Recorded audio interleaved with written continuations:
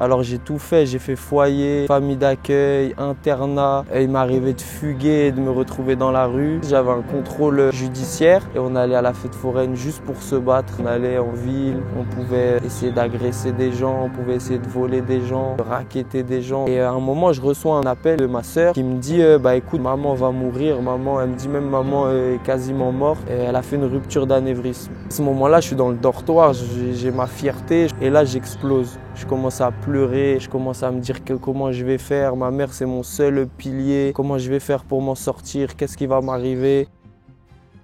Bonjour, je me présente, je m'appelle Lysandre, j'ai 25 ans. Je viens de Rennes, donc en Bretagne. J'ai un métier un peu atypique, je suis sportif de haut niveau. Je suis combattant professionnel de kickboxing et voici mon témoignage.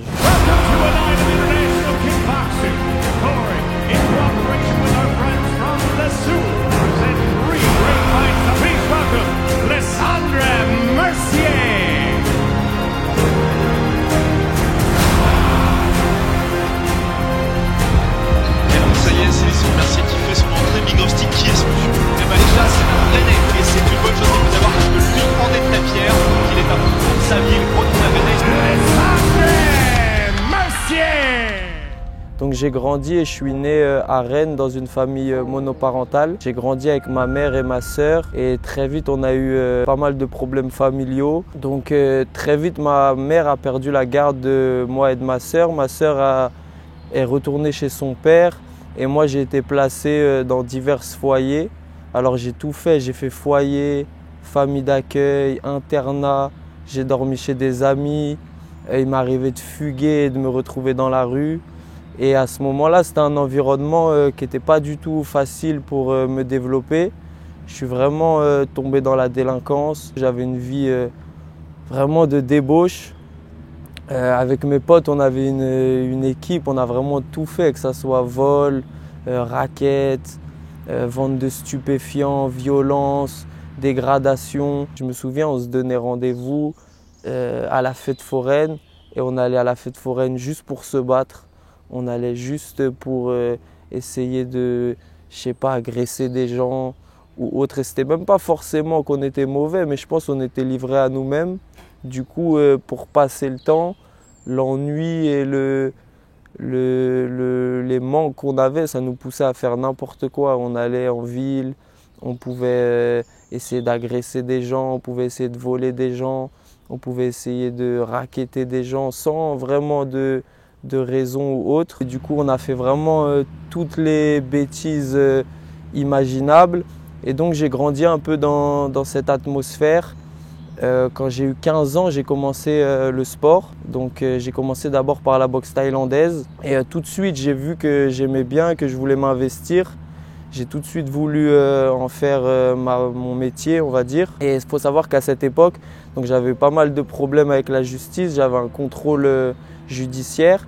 Et du coup, puisque j'étais encore mineur, j'avais une éducatrice en fait qui vérifiait que je respectais bien le contrôle judiciaire. Et donc elle me dit écoute, le deal c'est que ok, tu es en liberté, mais à côté de ça, il faut que soit tu travailles, soit que tu fasses une formation. Et moi, je lui dis ouais, mais moi en vrai ça m'intéresse pas trop, je veux juste m'entraîner, pouvoir boxer. Ça m'arrangeait bien aussi parce que du coup j'avais plus de temps pour traîner avec mes potes, pour continuer à faire des conneries, etc.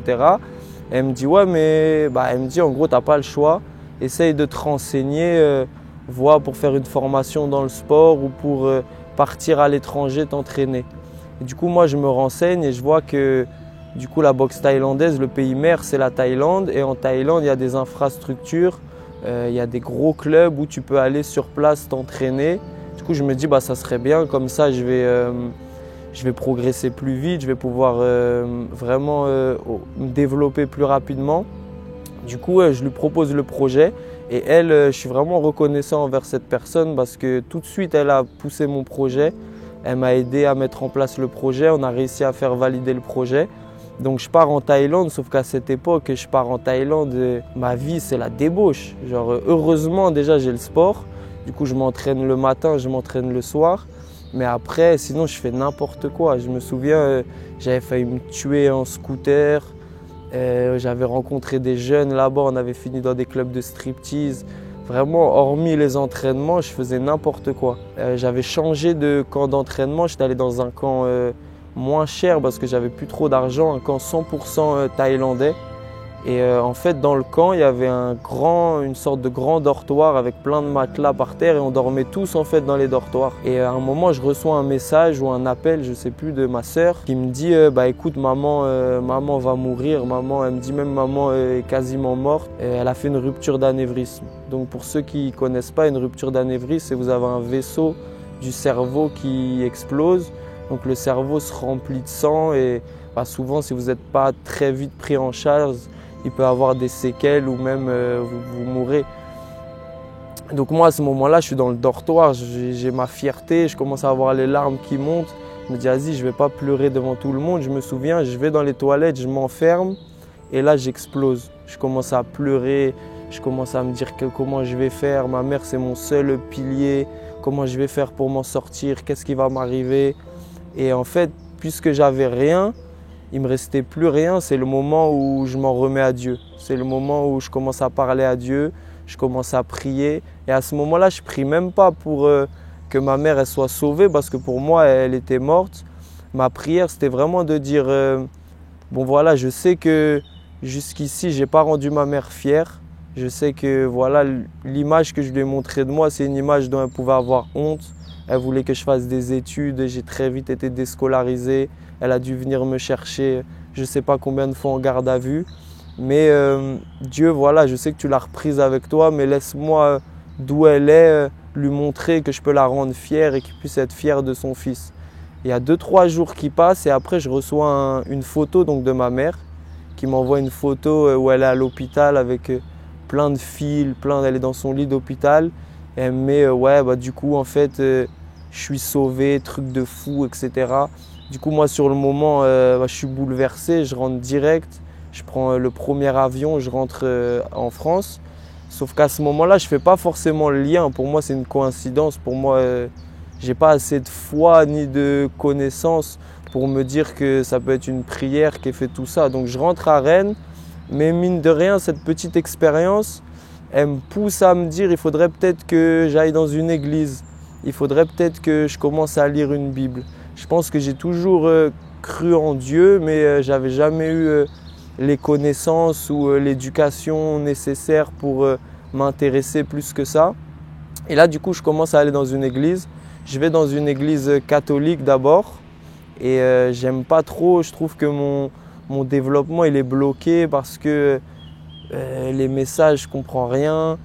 Je fais 2 ou 3 mois, je crois, personne me parle, personne me calcule. Et un jour, c'était une époque où je déménageais. Je mange en ville avec un frère qui s'appelle Nicolas. C'est un frère qui a fait énormément pour moi. Et je lui dis, bah écoute, je sais que tu vas dans une église. Moi, à ce moment-là, je ne sais même pas qu'il y a des églises protestantes, catholiques, orthodoxes. J'y connais rien du tout. Et je lui dis, bah écoute, toi, je sais que tu vas dans une église. Moi, là, je déménage. Il me faut que je trouve une nouvelle église. Est-ce que tu peux me dire où tu vas? Comme ça, je viens avec toi. Au moins, je te connais. Et donc, il me donne l'adresse de son église. J'y vais le dimanche qui suit. Et là, j'ai un choc. Genre, je suis accueilli. J'ai l'impression, en fait, que je vois Dieu dans le comportement de toutes les personnes que je rencontre, à travers leur accueil, à travers leur générosité, leur gentillesse. Il y en a qui viennent m'offrir une Bible, il y en a un qui prend mon numéro, je me souviens qui m'appelle dans la semaine, qui me dit alors ça t'a plu, est-ce que tu vas revenir, etc.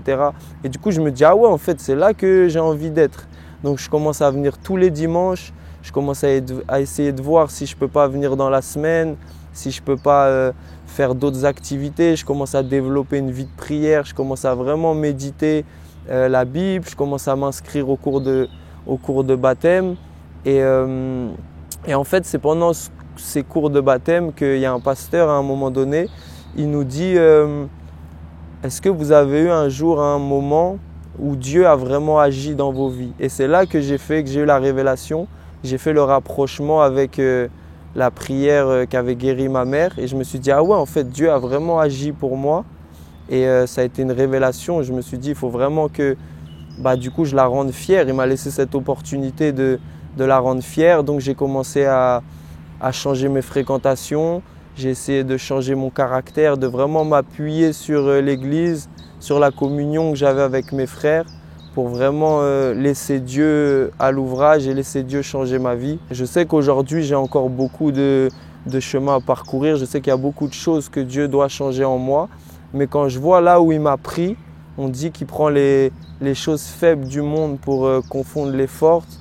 Quand je vois là où il m'a pris et là où il m'a emmené, je peux juste être reconnaissant de ce qu'il a fait pour moi et vraiment reconnaissant parce que je sais qu'il va encore faire.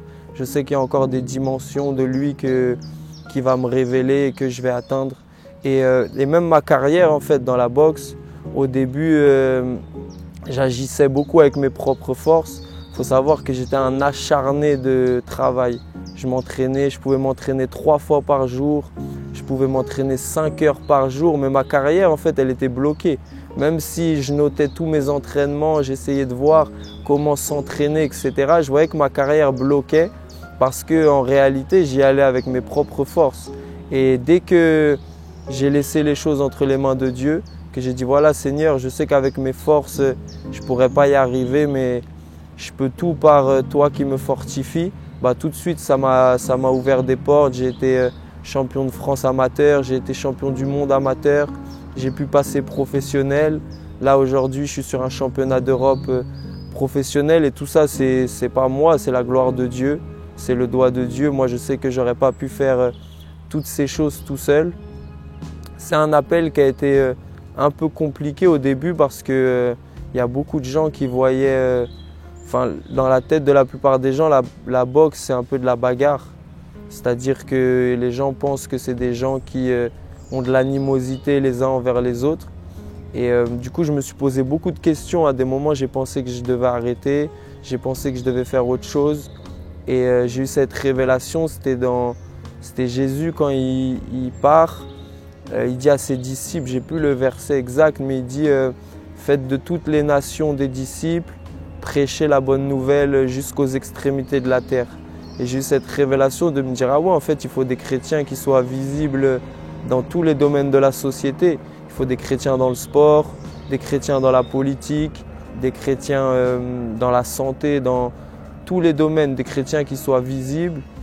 Et j'avais ce fardeau un peu sur mon cœur où je me disais, ok, il y a des chrétiens qui sont visibles dans le sport, mais je trouvais qu'on en voyait beaucoup, on voyait des croix, on voyait des versets, mais j'avais l'impression que c'était des chrétiens qui craignaient pas vraiment Dieu.